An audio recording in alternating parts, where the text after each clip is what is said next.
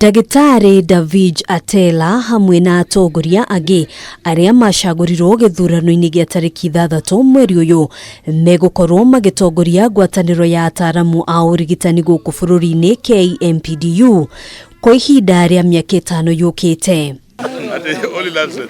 Hĩndĩ ya gĩikaro na andĩki a mohoro, atongoria ya maugĩte kĩbarũa kĩa mbere kĩrĩa kĩrĩ moko-inĩ mao nĩ gũtigĩrĩra mbunge ndĩnahĩtũkia mendekithia ma watho ũkoniĩ ũgima wa mwĩrĩ, watho ũrĩa maugĩte atĩ nĩ ũramaima wĩyathi.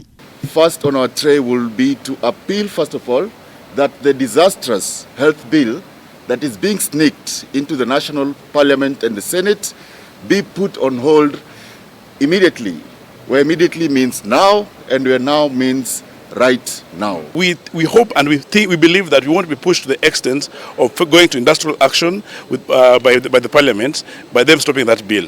We know the bill has been sponsored by the Ministry of Health, which now it will make most of the facilities or the hospitals not to be regulated by the healthcare workers, and that will be more detrimental to actually the wananchi will be getting the services. Ndagĩtarĩ Atela agĩtarĩria atĩ kĩhonia kĩa rũhonge rwa ũgima wa mwĩrĩ kĩrĩ moko-inĩ ma thirikari cia matũra na thirikari nene, akĩũria thirikari kuongerera kĩgĩna kĩrĩa kĩgayagĩrwo Ministry ya ũgima wa mwĩrĩ nĩguo kũnina mathĩna kĩondorita marĩa makoretwo makĩgũmĩra rũhonge rũrũ kwa ihinda na gũcũngĩrĩria mĩrũrũngano ĩtathiraga ya ataaramu a ũrigitani. There's been many issues in the county government and even in the national government. We have doctors who are working under UHC and doctors who are working in COVID centers have not been paid for more than 4 months.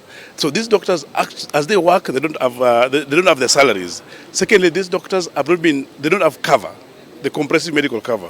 So we see the situation that we used to have last year, where the doctors who are offering services are not able to get the services that themselves they offer. Arauga nĩ meharĩirie kunanĩra njung'wa na honge ngũrani kwarĩrĩria ũrĩa mabataro ma aruti wĩra rũhonge-inĩ rũrũ mangĩkinyanĩrio. So we expect that both the national government, the county government will take dialogue as the best approach, not to be pushed to dialogue after industrial action or after the notices. Secondly, once we have an agreement with the government, both the national government and county government, there's need to implement those things. Ciĩgiĩ kĩng'ũki gĩa corona, Atera nĩ orĩtie thirikari gũtigĩrĩra ikereka rĩa kerĩ rĩa njanjo ĩrĩa ĩtanyĩtwo gũkũ bũrũri-inĩ nĩ rĩakinyanĩrio kũrĩ Akenya othe arĩ hamwe na ataaramu a ũrigitani. So many people are still waiting for the second dose. What we want is that the government actually need to ensure that the second dose comes within timeline, so that the 12 weeks that are meant for them are actually implemented. Because then at that point, every person, that is the healthcare workers and even the wananchi who have received it, will get a maximum benefit from it. Handũ-inĩ ha Kameme TV, njĩtagwo Ngina wa Wadurwa.